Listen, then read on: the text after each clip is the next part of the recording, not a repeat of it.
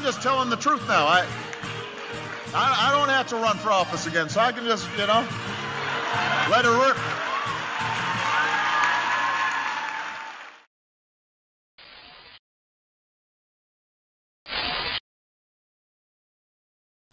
So here it is. There it was. There it went.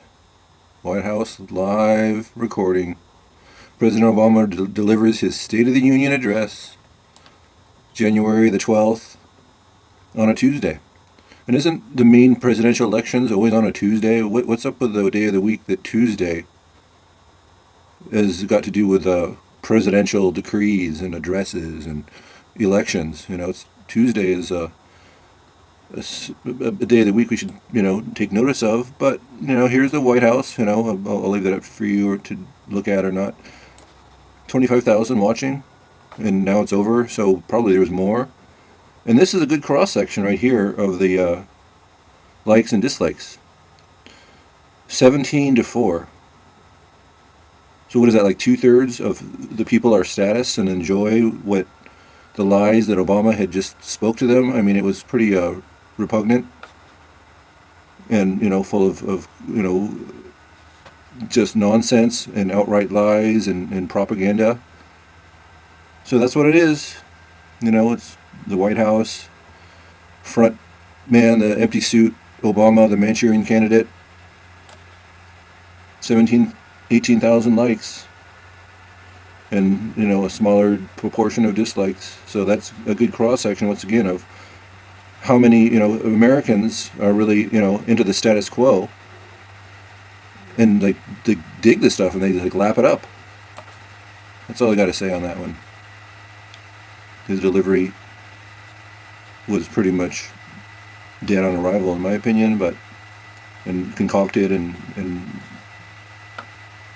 just a propaganda program. I voted for Iron Dome. I voted for, I think, any piece of legislation that's come forward. I think there hadn't been any that I haven't been supportive of Israel. I think Israel is one of our best allies and best friends around the world. They're the only democracy in the Middle East. People just seem to love it and like it by the vast majority. So that's what we're up against here, People call it truth or they're conspiracy theorists. Or having a critical thinker, being a critical thinker and looking at things differently. Still in the minority. That's what it is. Anyway, respect, be well, peace out. Stand strong, heads up.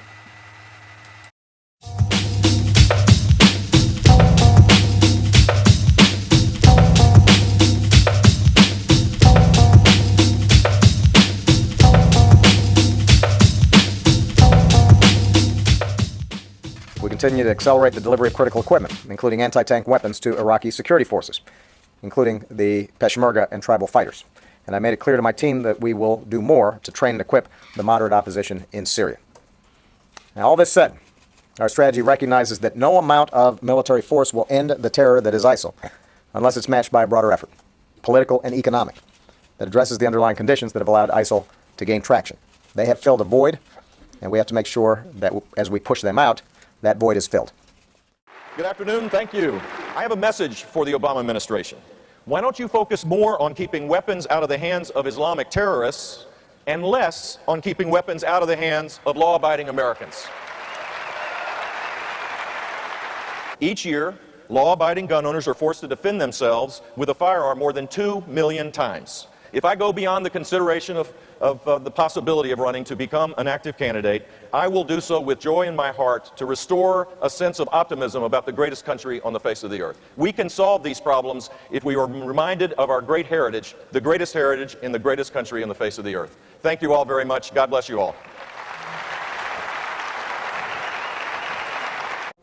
So with the additional steps I ordered last month, we're speeding up training of ISIL forces, including volunteers from Sunni tribes in Anbar province.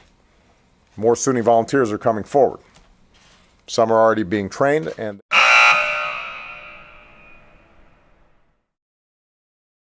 We will meet history's test, because that's who we are. That is our call. That is our character.